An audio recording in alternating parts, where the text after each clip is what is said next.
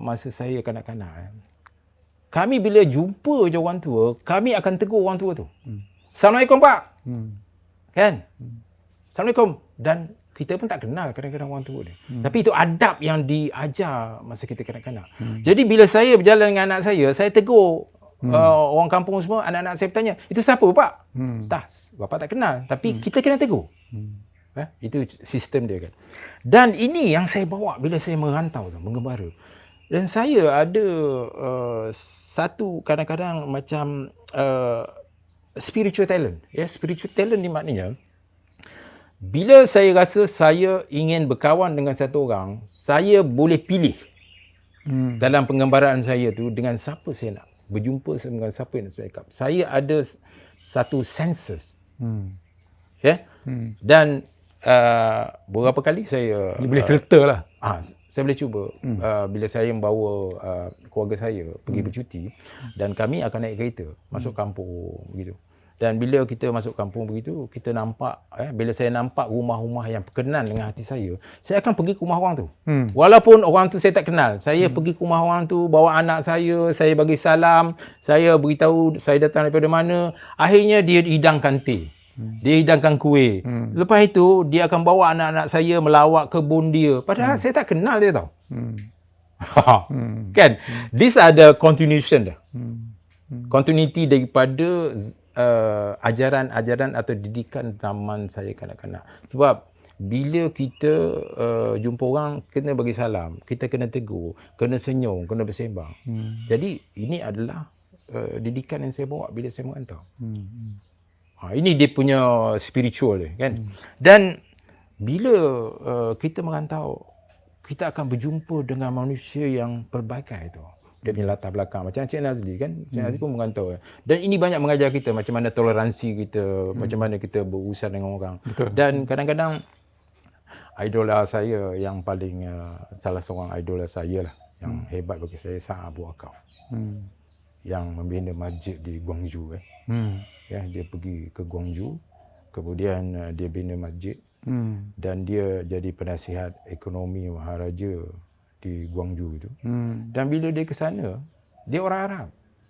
Dia pun tak pandai cakap Cantonese. Tapi macam mana dia boleh diiktiraf, diterima oleh masyarakat Guangzhou itu. Dan masjid yang dibina tu sampai sekarang ada. Ada lagi. Mengapa kita tak belajar daripada dia? Dan banyak benda-benda bila saya merantau ni kan, sampai tempat macam mana kehidupan orang tu. Ini adalah spiritual journey lah. Ya. Rasa complete lah. Saya rasa complete. Apa yang abang nak tinggalkan? Apa yang abang nak tinggalkan supaya ia terus berkembang? Your legacy, your footprint. Apa yang abang nak tinggalkan? Saya sudah membentuk lah. Saya sudah membentuk acuan-acuan itu atau platform-platform itu untuk anak-anak saya, untuk pelajar-pelajar saya yang pernah saya ajar, dan untuk artis muda yang berjalan berseiringan dengan saya. Kerana saya pun banyak melihat artis-artis yang senior, bila mereka meninggal, mereka tidak meninggalkan apa-apa legasi pun. Dan mereka pun tak meninggalkan apa-apa yang boleh kita ikut. Kecuali lukisan dia, itu je ditinggalkan. Dan lukisan-lukisan mereka tu pun sekarang ni sudah jadi satu komoditi pun. Dan bagi saya itu cara mereka. Tapi cara saya lain. Cara saya lain. Sebab lukisan tu yang kalau ditinggalkan, kalau dia berupa komoditi, dia nilai dia sangat terhad. Tetapi kalau kita tinggalkan satu ilmu, untuk kalangan-kalangan orang-orang yang tertentu, dia bukan sahaja boleh berkembang subur, tapi dia boleh menjana dan boleh memberi manfaat kepada ramai orang. Itu beza dia. Kalau saya ada sebuah karya painting yang mahal, harga dia 2-3 juta, saya simpan kat studio saya. Atau saya simpan kat rumah saya. Apa dia punya manfaat dia?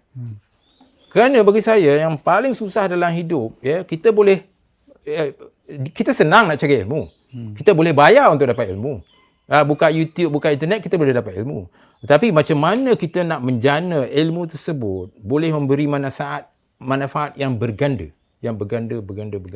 Macam biji rambutan tadi lah. Macam biji rambutan tadi. Itu yang paling susah. And that is the biggest challenge bagi saya seorang artis. Dan itulah yang abang nak Itu tinggalkan. matlamat saya. Nak tinggalkan pada pelapis-pelapis abang. saya, Pada family abang, pada Family student saya, abang. kan. Tetapi of course kadang-kadang nak bekerja dengan saya susah lah, kan? Sebab saya ada disiplin yang tertentu. Yang bukan saja datang daripada saya, tapi saya belajar pada orang. Sebab saya ada mentor saya. Mentor saya di Bandung umur 92 tahun. Pak Pirus. Saya ada bapa angkat di Jepun, umur dia 92 tahun. Guru saya usia dia lebih 85 tahun. Jadi ini adalah mentor-mentor saya yang banyak mengajar saya. Yang membentuk saya, Dan mereka ni perjalanannya panjang dan mereka ni selalu menguji saya. Sebab bila saya nak berkawan dengan dewan ni pun bukan senang. Kan? Dia bukan senang sebab dia kena uji. Kena naik gunung, turun gunung, kena seberang sungai berapa kali baru dia boleh terima kita.